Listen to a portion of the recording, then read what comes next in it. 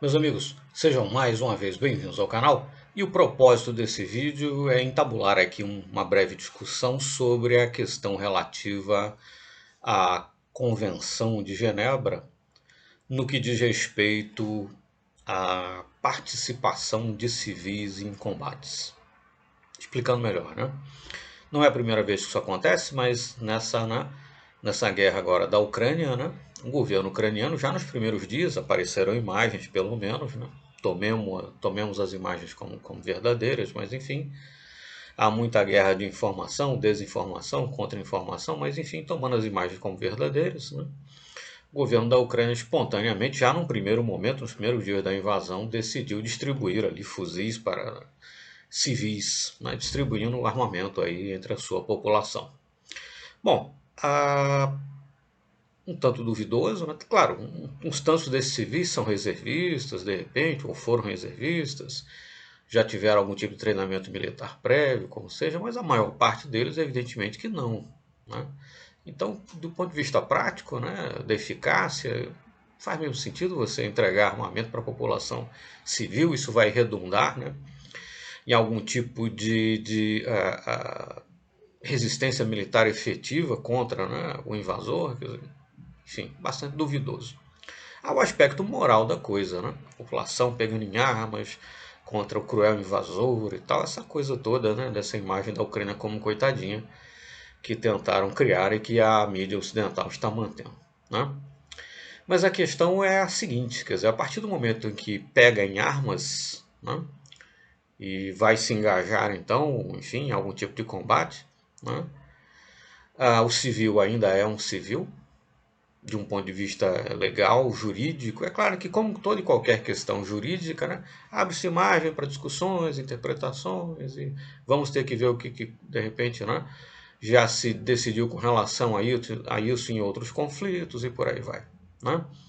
Mas, enfim, vamos discutir aqui um pouquinho isso. Né? E para isso nós precisamos fazer referência às chamadas convenções, porque é no plural, né, convenções de Genebra. Né?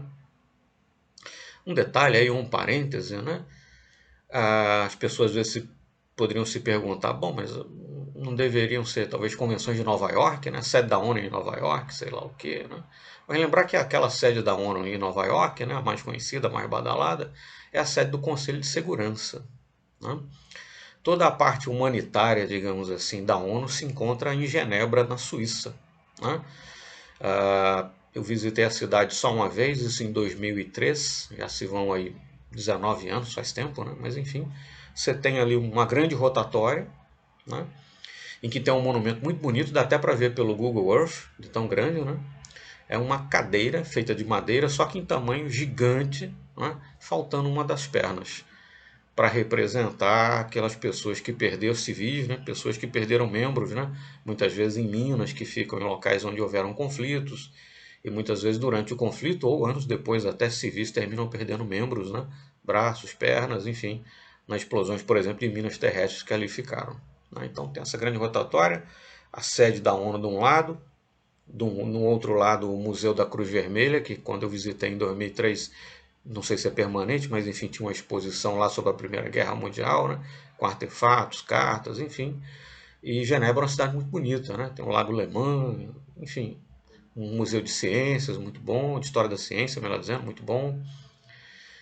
Enfim, é uma cidade que vale a pena visitar. Né? Mas então a sede humanitária, digamos assim, da ONU fica em Genebra. Né? E daí muitas vezes que se fala, quando se faz referência a questões humanitárias e tal, as imagens que aparecem são da sede da ONU em Genebra, né? E no caso aqui nós estamos falando no caso das convenções, é no plural, né? Convenções de Genebra. Detalhe, na descrição aqui do vídeo eu vou deixar aqui o site, o link para o site, né, da Comitê Internacional da Cruz Vermelha, tá certo? Comitê Internacional da Cruz Vermelha, que você vai encontrar aqui na parte inicial, né, em português mesmo, né, algumas informações sobre a convenção, etc. e tal, sobre as convenções. E você pode, inclusive, aqui baixar os textos completos das convenções de Genebra. E convenções no plural, porque na verdade são 4. Né? Lembrar que essas convenções são de 1949, né? Portanto, pós a Segunda Guerra Mundial, e evidentemente muito se aprendeu, né, com o que de errado foi feito na Segunda Guerra Mundial. E a convenção, então, ou as convenções vêm muito, né, enfim, impregnadas, né, da necessidade de se fazer frente a muito do que de errado se observou ou se praticou durante a Segunda Guerra Mundial. Mas só para resumir aqui, vou dar uma lida, né? A primeira Convenção de Genebra protege os soldados feridos e enfermos durante a guerra terrestre.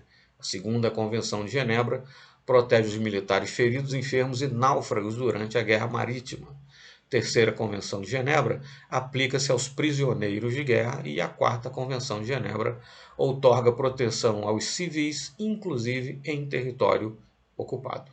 Né? É essa quarta Convenção de Genebra que, sobretudo, nos interessa. Né? Sobretudo essa que nos interessa. E então, essa quarta Convenção de Genebra, que é aquela que, né, que mais aqui nos importa, ou a que efetivamente nos importa, né? Lá no seu artigo 5º, né? Vou abrir o texto aqui completo, mas enfim, lá no seu artigo 5º, ela vai fazer referência, inclusive, a certas situações, né? E lembrar que essa quarta convenção, só para voltar aqui e botar o texto oficial do próprio site, né? Do site enfim, da Cruz Vermelha, a quarta Convenção de Genebra, então, que é aquela que nos interessa, outorga proteção aos civis, inclusive em território ocupado. Bom, é isso aí. Então, essa quarta Convenção de Genebra, no seu artigo 5º, por exemplo, vai nos dizer que no território, estou fazendo aqui uma tradução livre, tá? O texto aqui original é em inglês, mas enfim, no território, né, de uma das partes e tal, o indivíduo, né, aqui o artigo 5º no caso vai prever, na verdade, situações em que, né, as proteções da quarta convenção aos civis, na verdade, podem ser, ao menos que parcialmente, derrogadas. Né? Vamos lá. No território, né, da parte em conflito e tal, começo aqui do capítulo, do artigo 5º ou do artigo 5, como queiram, da quarta convenção de Genebra. Se um civil, né, uma pessoa que em princípio é protegida pela convenção, é definitivamente, ou enfim, né, convincentemente suspeita de estar engajada, né, envolvida em atividades hostis à segurança, né, do Estado, tal pessoa não poderá ser considerada, né, enfim, intitulada como civil, estou fazendo aqui uma tradução livre, né, para os privilégios constantes da convenção. Né? Então, por exemplo, sei lá, um civil ucraniano adentra, por exemplo, o território da Rússia e lá tenta colocar uma bomba no Kremlin, sei lá o que, tal, fazer alguma coisa contra a segurança do Estado russo, né? Ela teria perdido sua condição de civil. Né? Bom, mas tem uma outra parte aqui. Quando em território ocupado, tá certo que essa coisa, território ocupado, como é que você vai interpretar isso? Digamos, a guerra propriamente já findou e aquele território, a nação vencida teve seu território ocupado, né, pelo vencedor, como aconteceu, por exemplo, na Segunda Guerra Mundial, em que a França, né, foi ocupada pela Alemanha. O território ocupado eu estou invadindo o seu território e tudo que eu estou conquistando aqui, aquele território é um território ocupado, né? E quando o artigo 5º aqui da Convenção, no segundo, fala em território ocupado, seria ocupado também nesse sentido, um território que eu estou ocupando, né, porque estou avançando. Né? Não é que a guerra já tenha sido concluída, mas enfim, sem entrar nisso, né? Quando em um território ocupado, uma pessoa protegida, um indivíduo protegido, né, pela Convenção, quer dizer, em princípio um civil, é detido como espião, como sabotador, ou uma pessoa definitivamente, convincentemente, né, under definite suspicion, está aqui, enfim, uma pessoa convincentemente suspeita, né, de uma atividade hostil à segurança do Estado ocupante, né, está ocupando, né, o outro Estado, tal pessoa, nesses casos,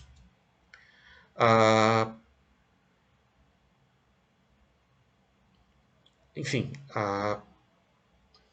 pode ter retirada de si, né, o seu direito de comunicação previsto aqui pela Convenção. Né, porque a Convenção prevê que, enfim, as pessoas teriam direito de comunicar-se, ou enfim, o equivalente internacional àquela coisa, né? A polícia lhe prendeu, mas você pode se comunicar com alguém. mais ou menos por aí. Mas enfim, essa pessoa então, né, se ela é convincentemente, enfim, né, enfim, está comprovadamente ou de maneira bastante convincente, né, ela é suspeita de atuar como espião, sabotador, está explicitado aqui, ou enfim, está, né, realizando uma atividade hostil, né, ao ocupante, à potência ocupante, né, ela perderia inclusive esse direito aí de, né, de se comunicar e tal, enfim, né, sua presente convenção. Mas em qualquer caso teria que ser tratada com humanidade e tal, e aí prossegue o final do artigo 5º. Mas perceba que o próprio artigo 5º da Quarta Convenção de Genebra, que prevê então os direitos dos civis, no artigo 5º prevê situações em que esses direitos, parte deles pelo menos, seriam derrogados. Né? Bom, entendo que não há outra interpretação possível. Né?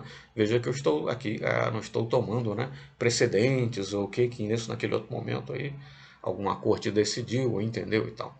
Mas um civil que pega em armas, está pegando em armas para de alguma forma ajudar a combater a força que está, né, no seu território, a força estrangeira que está no seu território, evidentemente ele perdeu a sua condição de civil. Né? Não vejo outra conclusão possível, ao menos juridicamente falando. Né? Quer dizer, é tratado como civil não apenas porque ele não é parte integrante das Forças Armadas, do Exército, da Marinha ou da Força Aérea do seu país, né? Mas ele é um não combatente. Né? Da mesma forma que, aí já seria outra situação, mas enfim, um militar que está ferido está num hospital de campanha. Naquele momento específico, embora militar, ele não é um combatente, ele está ferido, retido ali numa cama de hospital. Mas enfim, não vamos complicar muito a situação, as possibilidades. Né? Mas o fato é que o civil que pegou em armas para engajar-se de alguma forma no combate, bom, já deixou de ser propriamente um civil. Né? E aí é que está a questão, quer dizer, bom, então já não está protegido, né, pela Quarta Convenção de Genebra, que trata justamente da proteção, enfim, né, aos civis. Né? A partir do momento em que você pega em armas, você está abrindo mão dessa condição. Então, isso, inclusive, num primeiro momento, né, o governo ucraniano distribuir armas para a sua população e tal, dentro daquela perspectiva, né, de mostrar que o povo está em armas e lutaremos até o fim, todo mundo vai lutar, aquela coisa toda, pegou muito bem. Sim, tal, mas num segundo momento passou a pegar mal justamente por isso.